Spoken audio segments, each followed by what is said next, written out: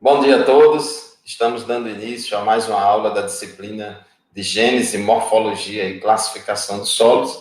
Hoje vamos concluir o estudo das 13 ordens de solos do Sistema Brasileiro de Classificação de Solos.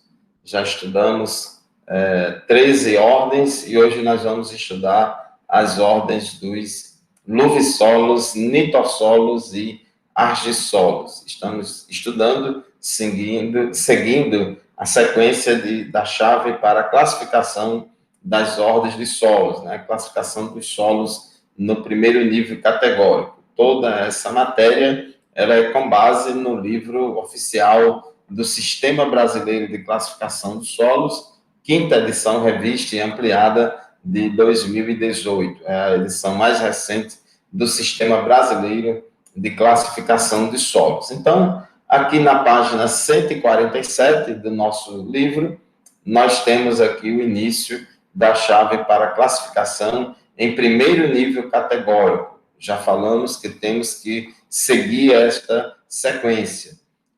Antes da gente entrar na chave de classificação de solos, evidentemente que a gente já tem que ter em mãos todos os dados daquele solo. Temos que ter a descrição, a ficha com a descrição do perfil do solo no campo. Então, nós temos que ter todas as informações das análises morfológicas que foram feitas no campo, como identificação de horizontes, espessura de horizontes, presença ou não de contato lítico e tantas outras características morfológicas que a gente analisa lá dentro da trincheira no campo, quando a gente está avaliando o perfil do solo. Então, nós temos todas essas informações anotadas no campo e também nós temos os resultados das análises físicas, químicas e mineralógicas dessas amostras coletadas no campo, né, coletada em cada horizonte.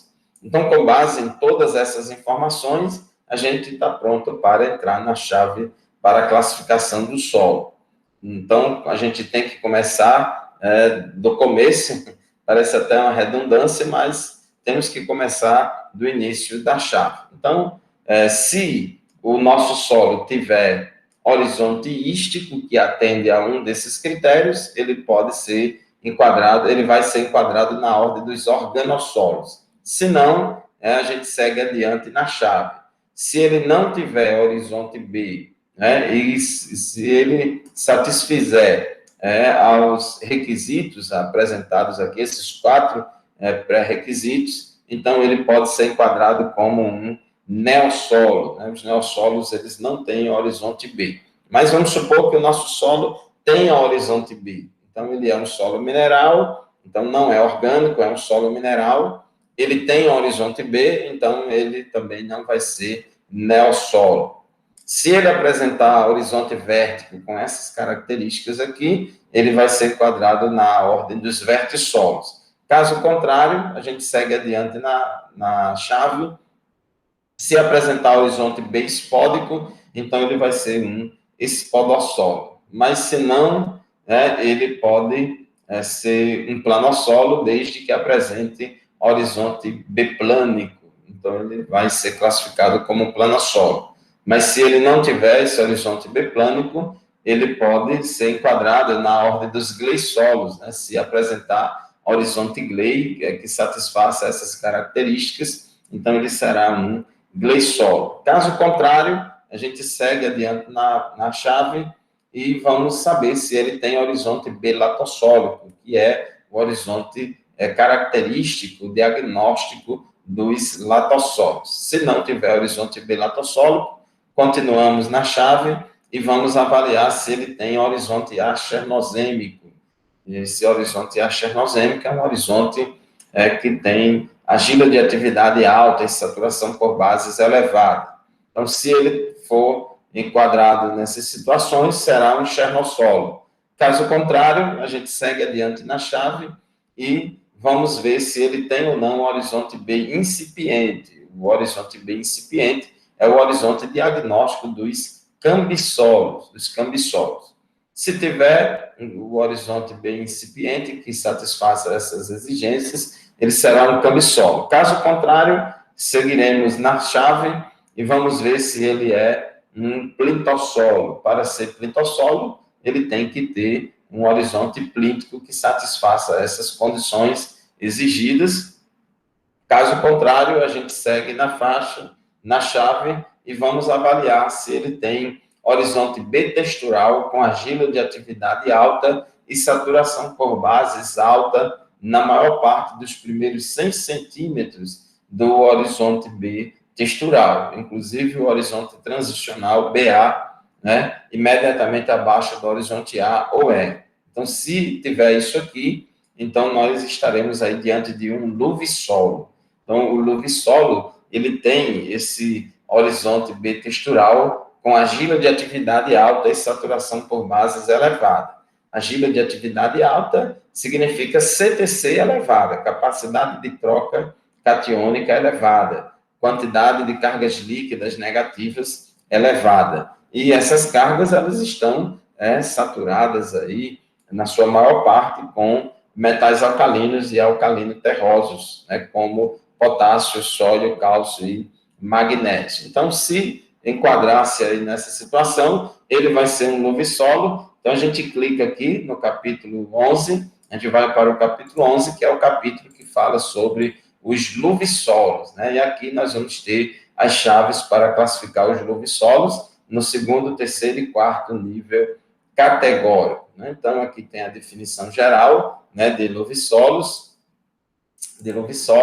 e aqui nós temos, no segundo nível categórico, que é o nível de subordem, nós temos os luvissolos crômicos e os luvissolos áplicos. Sempre lembrando que no nível de subordem, no segundo nível categórico, essa palavra áplico, ela é designada, é utilizada para se referir a solos que não se enquadram nas classes anteriores, né? Então, no caso dos luvissolos, nós temos somente duas subordens, né? Só temos duas subordens.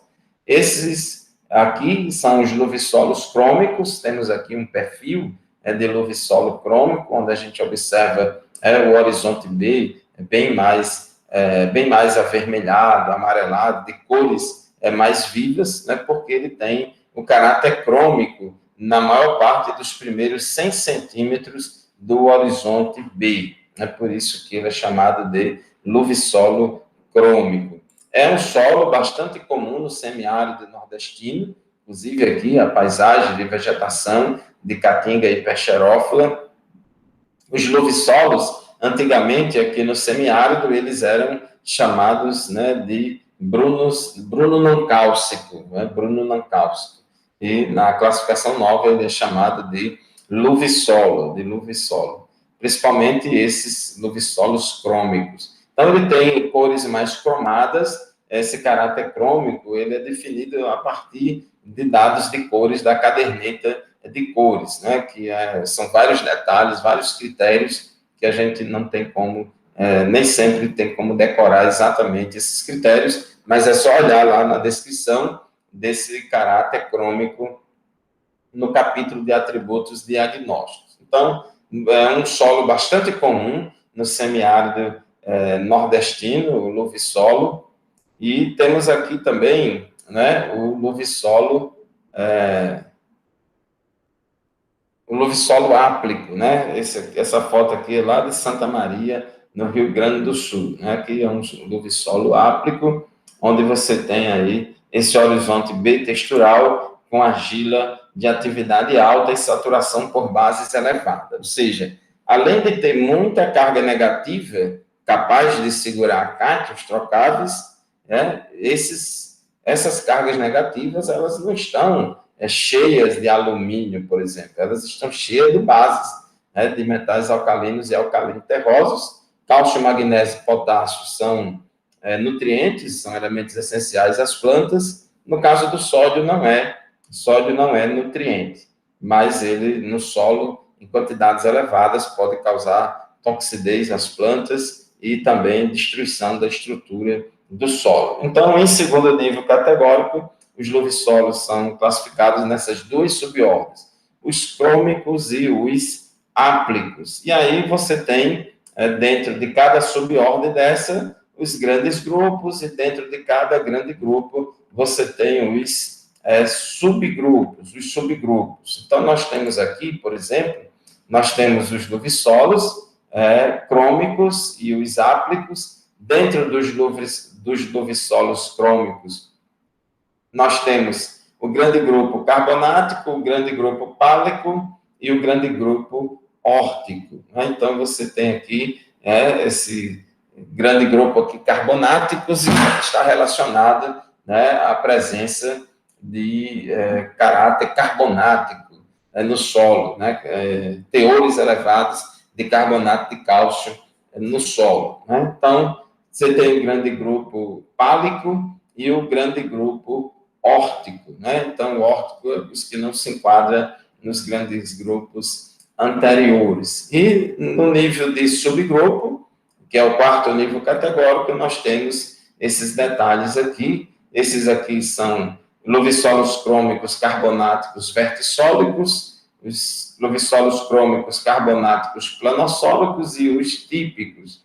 Esses aqui, os vertissólicos, é porque têm propriedades vérticas, mas que não são suficientes para caracterizar um vertissolo. Aqui é o luvissolo crômico carbonático planossólico, porque parece com planossolo, mas não tem característica suficiente para enquadrar na ordem dos planossolos. E os típicos, sempre os típicos se referem às classes que não se enquadram nas classes anteriores. Então, você tem aqui esses pálicos, eles são mais profundos, tem uma espessura maior.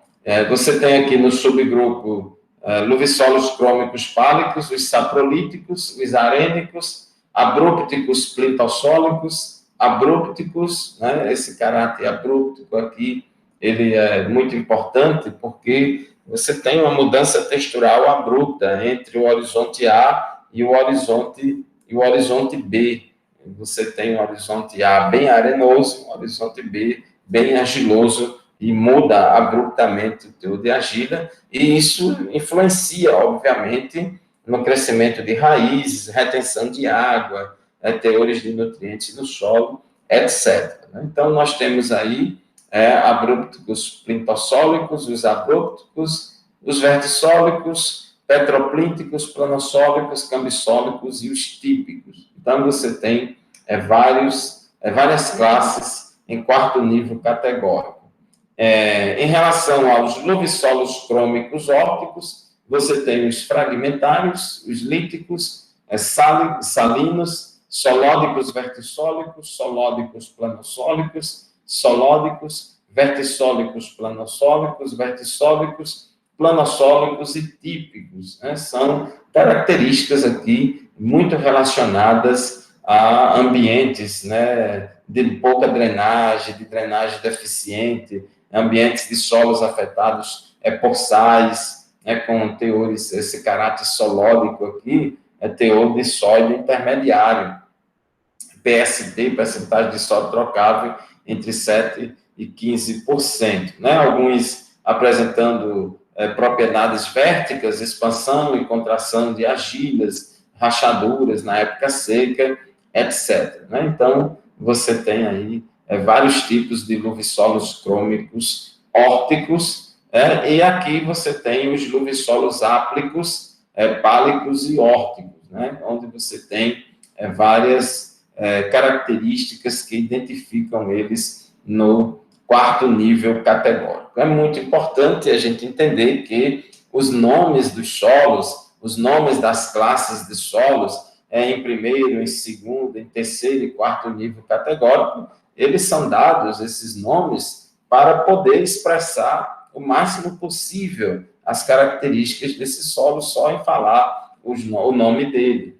É por isso que é importante que o classificador de solo, o taxonomista de solo, ele tenha noção do que é que significa os atributos diagnósticos, os horizontes diagnósticos, todas as características diagnósticas que são utilizadas na classificação dos solos, porque essas palavras elas revelam já algumas coisas importantes.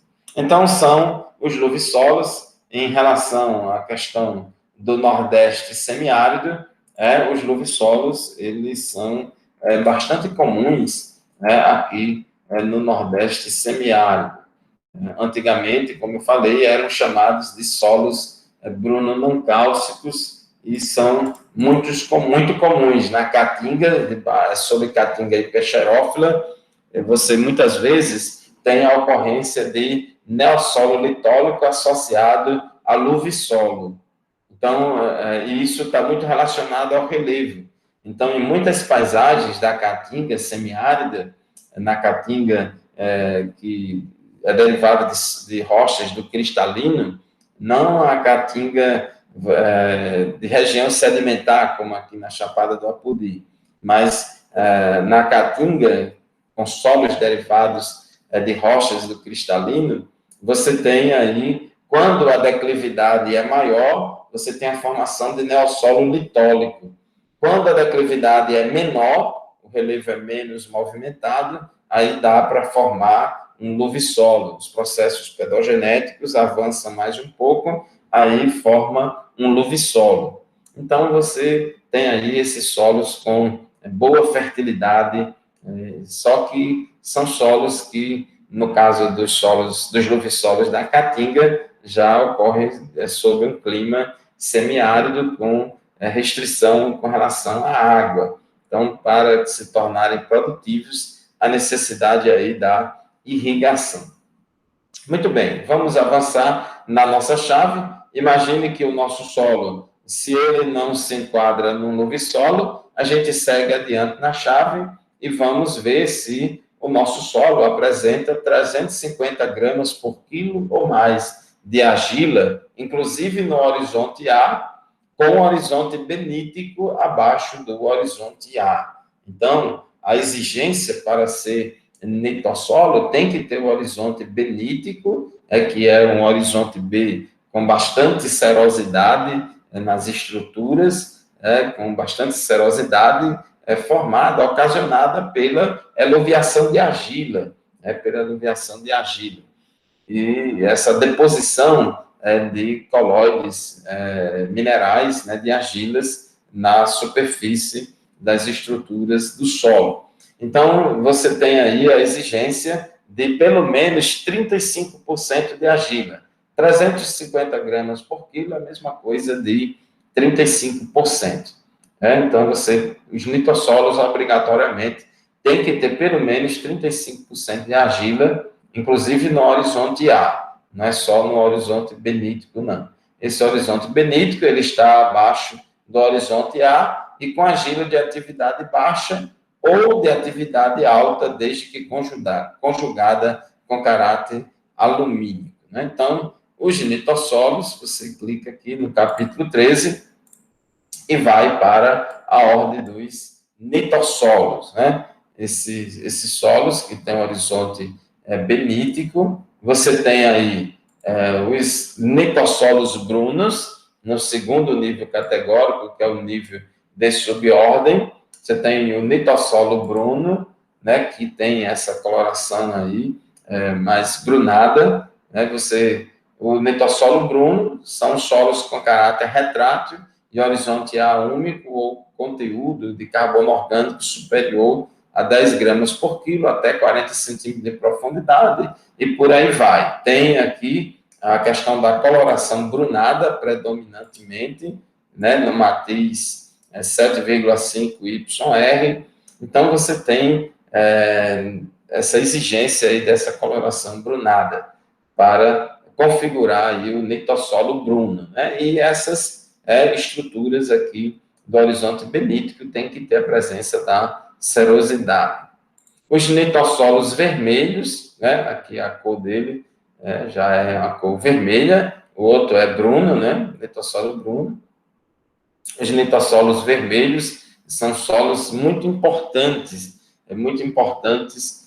no Brasil, porque esses nitossolos vermelhos, eles são, em grande parte, derivados de basalto. E Você tem aqui no Brasil várias áreas, né, de derrame basáltico, como acontece no estado do Paraná. Se tem muito solo derivado de basalto no Paraná, São Paulo, partes de Minas Gerais, Mato Grosso do Sul, parte de Goiás e assim por diante, né? Então, entra aí, desce um pouco do Paraná também, desce um pouco para Santa Catarina, em direção a Rio Grande do Sul. Então, você tem esses solos, antigamente eram chamados de terra roxa estruturada, mas que agora são classificados dentro do sistema como nitossolo vermelho, por ser derivado de basalto. São solos bastante ricos em micronutrientes metálicos, como ferro, cobre, manganês e zinco, e são muito bons para a agricultura, são friáveis. Evidentemente que são solos também ácidos, né? São solos ácidos e que têm saturação por bases não muito elevada, e aí, mas são solos facilmente corrigidos e que são muito bons para a agricultura. A região de Ribeirão Preto, por exemplo, de grande produção de cana-de-açúcar, a região predominantemente aí de nitossolo vermelho, né? Você também tem latossolo vermelho, derivado aí de basalto, não é todo solo derivado de basalto que vai dar o nitossolo vermelho, não. Você também tem aí latossolo vermelho. E os nitossolos áplicos são aqueles nitossolos que não se enquadram nas classes anteriores, né? São nitossolos áplicos, são nitossolos que nem são nitossolos brunos e nem são nitossolos vermelhos, né? Esses solos não são muito abundantes aqui no Nordeste. O Nordeste, você não tem muitos nitossolos. Então, você tem, em nível de subordem, os nitossolos brunos, nitossolos vermelhos e nitossolos áplicos. Então, no segundo nível categórico, eles são classificados com base na cor, da mesma forma como os latossolos e argissolos. No terceiro nível categórico, que é o nível de subgrupo, então você vai ter aí a classificação principalmente com base em características químicas. Os aluminoférricos são solos que têm o caráter férrico, teores elevados, né, de Fe2 ou 3, teores elevados de óxido de ferro e também com teor elevado de alumínio, né, por isso que são chamados de aluminoférricos. Os alumínicos, né, são ricos apenas em alumínio e não em óxido de ferro. Tem os distroférricos e os distróficos, né? Então, essa palavra aqui, esse sufixo férrico, junto aqui com o distrófico, significa que é um solo rico em óxido de ferro e com saturação por de bases menor do que 50%. E os distróficos, né, têm saturação por bases menor que 50% e não é rico em ferro. E, em quarto nível categórico, são classificados ainda com base na cor e na presença, né, de matéria orgânica, né? Alguns nitossolos brunos são ricos em matéria orgânica, tem horizonte A, úmico, mas não suficiente para se enquadrar aí na ordem dos organossolos, né? Então, os rúbricos, né, que tem a coloração aí mais avermelhada. Os nitossolos vermelhos, também em terceiro nível categórico, são classificados com base nessas características químicas. TA alumínicos são solos com TA, significa argila de atividade alta, alumínicos significa que é rico em alumínio, então os nitossolos vermelhos TA alumínicos são solos com alta CTC e que essa CTC está aí com teores elevadíssimos, né? Está muito ocupada pelo alumínio e não pelas bases. Tem aqueles que são alumínicos, mas não têm argila de atividade alta. Os distroférricos são distróficos e ricos em Fe2 ou 3. Os distróficos apenas eutroférricos e eutróficos. Então, nesse terceiro nível categórico, várias características químicas, e aqui, em quarto nível categórico, você tem aqui, por exemplo, os nitossolos vermelhos TA-lumínicos são classificados em úmicos e típicos, né? Então, aqui tem essa questão do úmico, porque são solos que têm horizonte A rico em matéria orgânica, mas não se enquadra em critério de organossolo, né? Tem aqui os nitossolos vermelhos distroféricos latossólicos e por aí vai, né? Então, quando você tem algumas características, né, que lembram outras ordens de solos, mas como nesse caso aqui, desses três, plitossólicos, latossólicos e chernossólicos. Então, são nitossolos vermelhos eutroférricos que têm algumas características que lembram, que são parecidas, né, com os plintossolos, com os latossolos, com os chernossolos, mas que não são suficientes para serem classificados em nenhuma dessas ordens, né? Aqui, no caso desses nitossolos vermelhos eutróficos, você tem aqui os leptofragmentários e lépticos, porque você tem esse caráter léptico quando o contato lítico aí, a rocha, né, está entre 50 e 100 centímetros de profundidade, né? Então, eles são chamados de lépticos. Leptofragmentários é quando essa rocha está rachada, fissurada, com várias rachaduras, né? E até permite penetração de água e raízes. No caso dos nitossolos áplicos, você tem os TA-lumínicos, os alumínicos, os distróficos e os eutróficos com esses subgrupos, né? Com esses subgrupos. Esses nitossolos são solos muito importantes em parte do Cerrado, em parte do Sudeste e também na região Sul. São solos que, hoje em dia, são bastante cultivados com as mais diversas culturas e são solos muito preferidos para a agricultura. São solos de boa drenagem, são solos ricos em micronutrientes, são solos bons de serem trabalhados fisicamente, mecanicamente, então são solos muito bons, né? E esses nitossolos vermelhos aí eram chamados antigamente de terra roxa estruturada, são solos de boa qualidade, tanto física quanto química, né? Porém, aqui não são solos abundantes no Nordeste, né? De pouca ocorrência no Nordeste. E aí vamos imaginar que o nosso solo, que a gente descreveu o perfil dele no campo, fez as análises físicas, químicas e mineralógicas, o solo que a gente está analisando não se enquadrou em nenhuma das 12 ordens anteriores na chave, então ele vai terminar aqui. Então ele vai ser um solo argissolo. Então, os argissolos, eles são a última ordem que aparece aqui na sequência da chave para identificação das ordens de solos.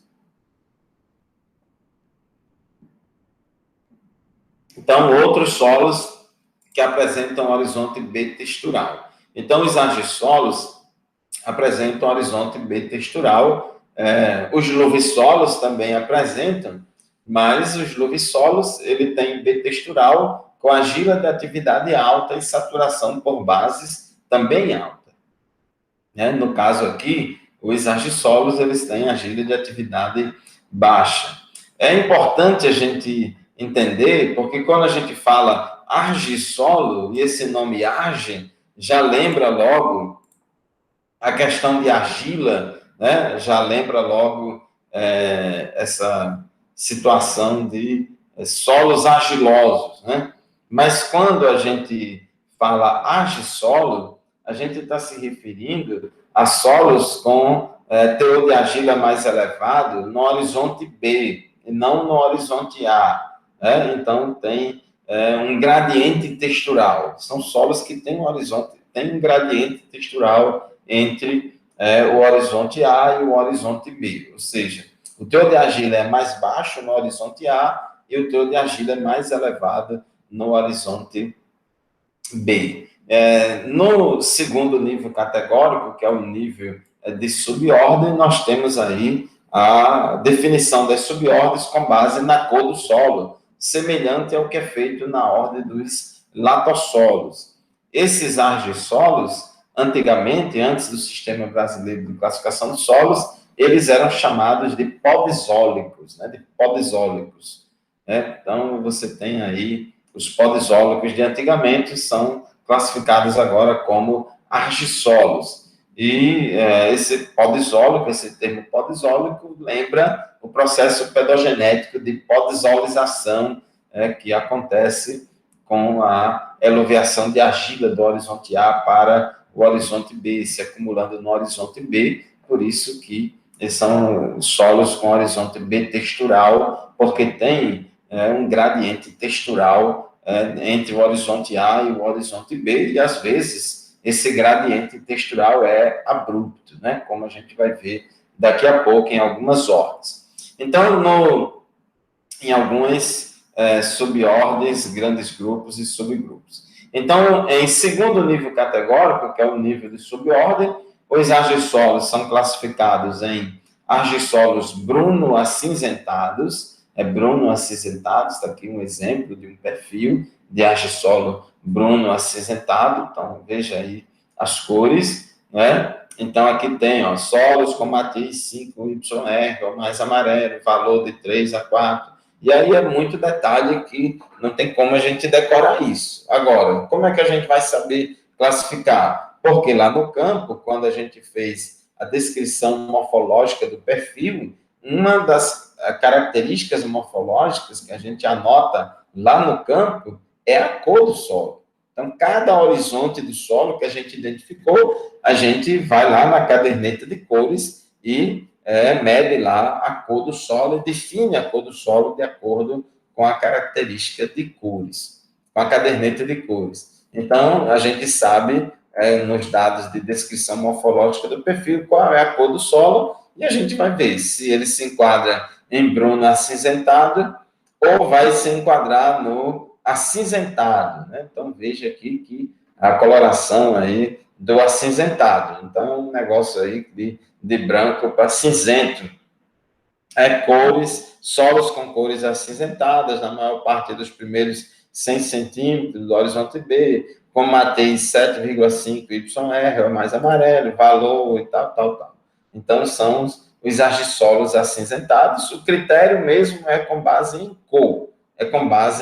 Né? Aqui está aparecendo um perfil de neossolo quartzarênico, né? Um areião grande, mas se você for olhar aqui na descrição do perfil, você vai ver o horizonte B aqui, que é mais argiloso, né? Por isso que ele é um horizonte B textural.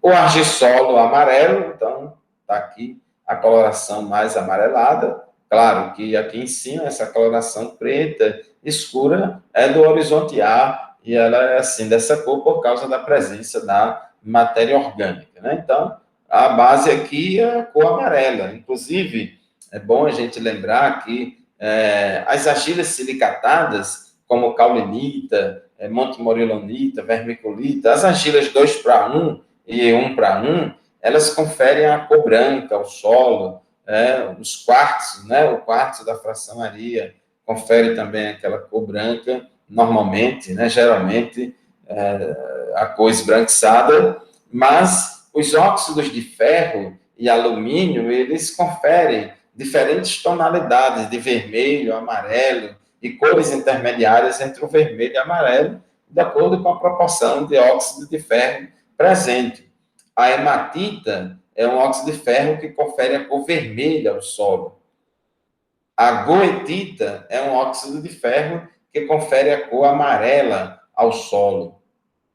Então, a gibsita também confere cores mais amareladas. Então, a cor do solo é o resultado da atuação aí das diferentes colóides, né, que ocorre na fração argila do solo e também dos minerais que ocorrem na fração areia e silt, né, na fração areia e silt. A fração areia, muitas vezes, você vai ter areia branca, areia amarelada, areia mais avermelhada, de acordo com a presença ou não de óxido de ferro impregnado nos grãos de areia. Então, tem aí os argissolos amarelos e os argissolos vermelhos, né? Então, todo solo vermelho é vermelho por causa da hematita, né? Essas cores amareladas e avermelhadas, né?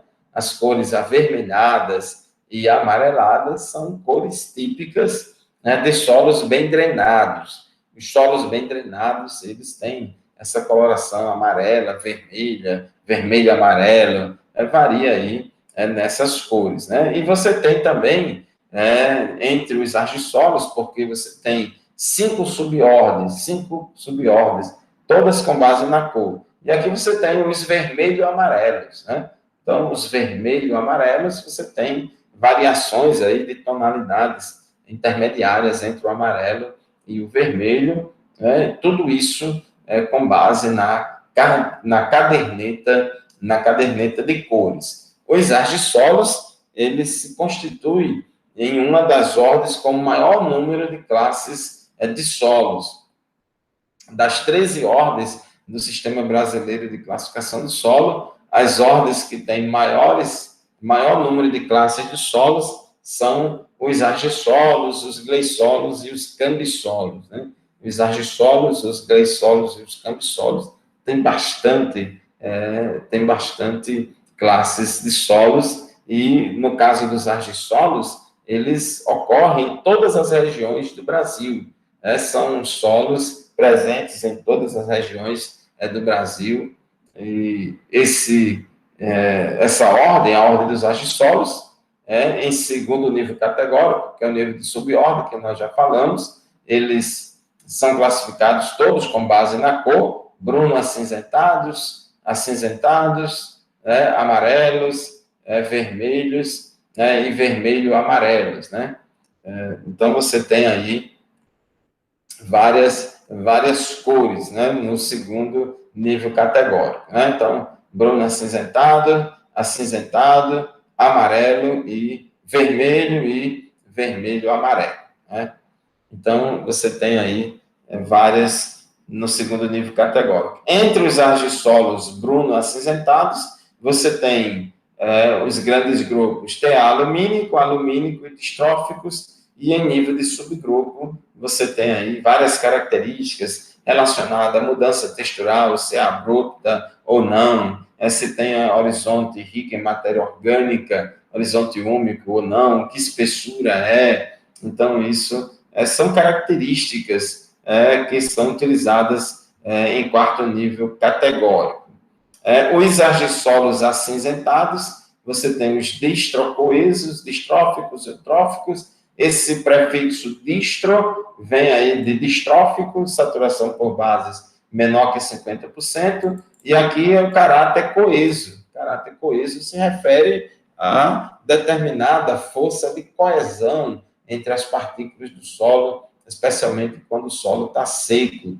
Então, isso é muito comum em argissolos aqui da região nordeste, dessa faixa litorânea da região nordeste, você ter argissolo acinzentado, argissolo amarelo, com caráter coeso, onde você tem aí a presença de fragipan, de duripan, conforme o grau de coesão entre as partículas, o que influencia a penetração de água, de raízes, né? Isso tudo no horizonte B textural desses argissolos, né? E aqui tem várias características arênicos, né? Porque ele vai ter um horizonte A muito arenoso aí.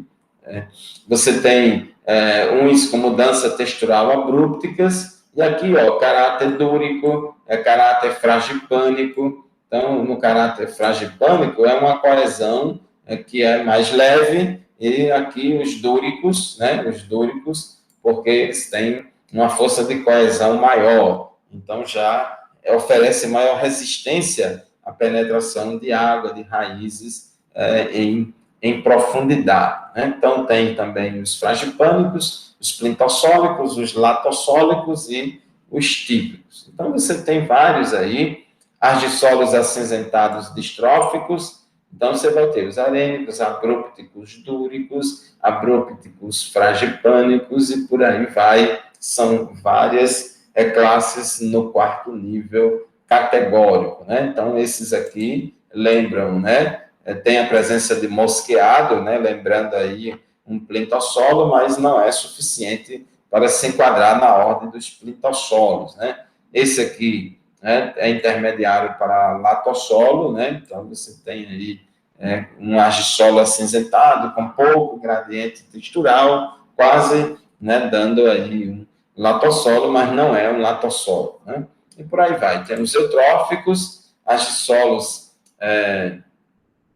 acinzentados eutróficos, que só tem 3, né, subgrupos, e nós temos aqui os argissolos amarelos. Os argissolos amarelos são os que têm o maior número de classes no quarto nível categórico, né? Então, nós temos bastante, muitos tipos aí de latossolos, de argissolos amarelos. Tem argissolo amarelo alumínico, distrocoesos, distróficos, eutrocoesos e eutróficos. Então, são muitos argissolos amarelos que existem. E aqui você tem, em nível de subgrupo, no caso do argissolo amarelo alumínico, você tem o primeiro aqui, que é do subgrupo saprolíticos abrupticos endorredóxido, né? Então, aqui se usou 3 características diagnósticas para classificar aqui em quarto nível categórico. Então, esse saprolítico aqui lembra o horizonte CR, a rocha podre, né, decomposta,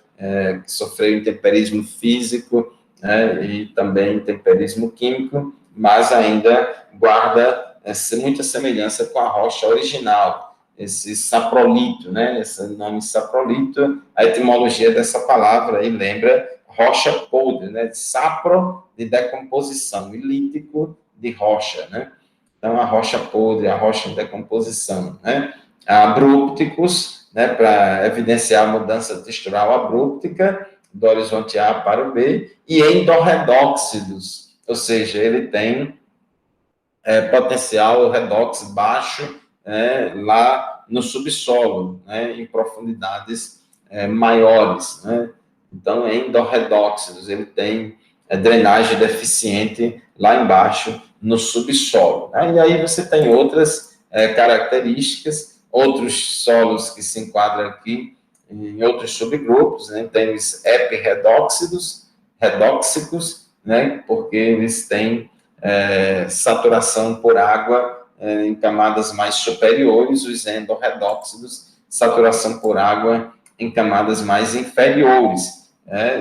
Ambientes de solo saturados com água, você tem ambiente anaeróbico, em que baixa o potencial redox, e acontece a redução do ferro 3 para ferro 2. Então, tem aqui os subgrupos dentro do grande grupo alumínico, e esses distrocoesos, os argissolos amarelos distrocoesos, tem bastante, né? São muitos subgrupos, né? São muitos subgrupos, tem, de acordo com o que é interessante. Por que esses têm bastante subgrupos? É porque no campo se encontrou solos com todas essas características. Em cada ordem de solo, o número de classes que ocorre aqui nas chaves, tudo isso depende da ocorrência desses solos aqui no Brasil. Então, à medida que a gente vai avançando, fazendo mais levantamento de solo, mais mapeamento de solo, a gente vai conhecendo melhor os nossos solos, e aí nós vamos identificar até outros solos diferentes, que não se enquadra em nenhum solo aqui da chave, e aí já é um motivo para uma nova revisão da chave de classificação dos solos. Então, o sistema de classificação do solo, o sistema taxonômico de classificação dos solos, ele avança, ele é dinâmico, vai se alterando com o tempo à medida que você descobre novos indivíduos. Do mesmo jeito que acontece com a taxonomia animal, vegetal, quando se descobre aí várias espécies novas, plantas novas, às vezes pode ser que haja uma necessidade de alterar alguma coisa aí na chave taxonômica, né? Então, no solo também é semelhante. Então, os argissolos amarelos distrocoesos têm um número muito grande de classes em quarto nível categórico, né? Então, se você quiser saber, você, no primeiro contato com esses nomes aqui, pode parecer, assim, bastante esquisito, difícil. Ah, como é que eu vou decorar isso tudo? Não precisa decorar isso tudo. Então, à medida que você for praticando e for vivenciando essas coisas no dia a dia, vocês já vão aprendendo naturalmente, vão gravando naturalmente as coisas, lembrando sempre que o pedólogo ele sempre está consultando o manual, né? Não é obrigado a decorar tudo. Lá no campo, na descrição morfológica do perfil do solo no campo, ele tem que estar lá em mãos com o manual de descrição e coleta de solo no campo, para fazer tudo conforme está no manual, tudo tem regra,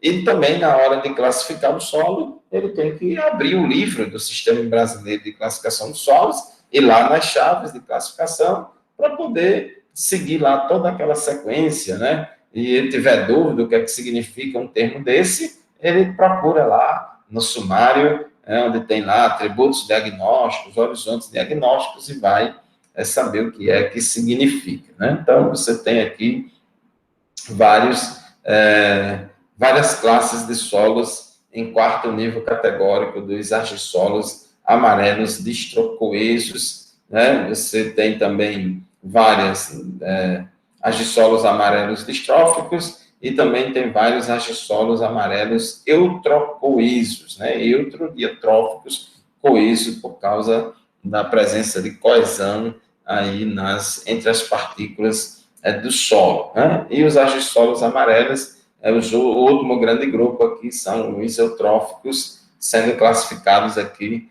nos subgrupos de acordo com essas características. Então, são muitas classes nessa ordem dos argissolos.